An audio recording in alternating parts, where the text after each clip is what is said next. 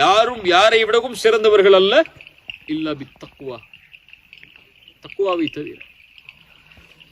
ஏன் தக்குவாவை தவிர சொல்றாங்க? அது உங்களால பார்க்க முடியாது.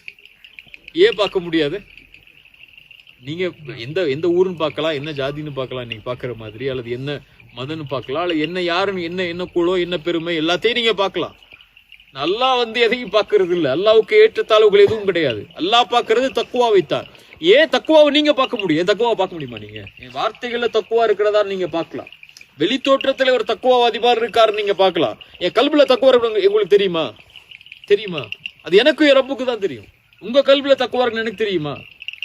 தெரியாது. அதனால ரசூலுல்லாஹி ஸல்லல்லாஹு அலைஹி வஸல்லம் சொல்றாங்க, இதயத்தை கை காட்டி ஒரு முறை அத்தக்குவா ஹா ஹுனா. அத்தக்குவா இது இல்ல, அத்தக்குவா இது இல்ல, அத்தக்குவா இந்த வார்த்தை அல்ல. அத்தக்குவா ஹா ஹுனா, இங்க இருக்கு. நான் அத்தக்குவா ஹா ஹுனா, இங்க இருக்கு. நான் அத்தக்குவா ஹா ஹுனா 3 முறை சொல்ல கையா சுட்டி காட்டி சொன்னாங்க. இந்த உள்ளத்தில் இருக்கிற தக்குவா, இந்த உள்ளத்தில் இருக்கிற தக்குவா, இந்த உள்ளத்தில் இருக்கிற தக்குவா. இந்த கல்பதா, இந்த சுத்தமான கல்பதா அல்லாஹ்விடத்துல கேட்கணும். காசு பணத்தை கேட்கறதுக்கு முன்னாடி நம்ம எப்படி இருக்கிறோம், என்னென்ன நம்மள்ட்ட இருக்குன்னு பாக்குறதுக்கு முன்னாடி அத்தக்குவா ஹா ஹுனா, இங்க இருக்கு. நான் அத்தக்குவா ஹா ஹுனா, இங்க இருக்கு. நான் அத்தக்குவா ஹா ஹுனா 3 முறை சொல்ல கையா சுட்டி காட்டி சொன்னாங்க. இந்த உள்ளத்தில் இருக்கிற தக்குவா, இந்த உள்ளத்தில் இருக்கிற தக்குவா, இந்த உள்ளத்தில் இருக்கிற தக்குவா. நான் இந்த கல்பதா, இந்த சுத்தமான கல்பதா அல்லாஹ்விடத்துல கேட்கணும்.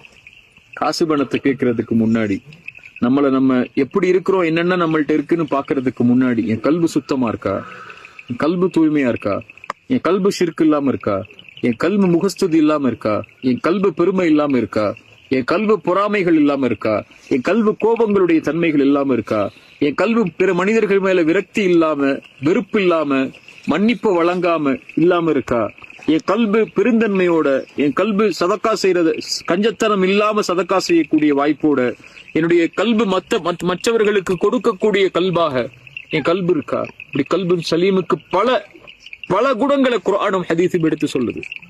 இப்ப இந்த கல்பை சுமக்கக்கூடியவர்களுக்கு தான் மறுமையில வெற்றி. இந்த கல்பை சுமக்கக்கூடியவங்களுக்கு தான் நாளைக்கு மஹ்ஷர் அல்லாஹ்வுடைய வெற்றி. இந்த கல்பை சுமக்கக்கூடியவங்க தான் நாளைக்கு மறுமையில அல்லாஹ்வை பார்க்க போறாங்க.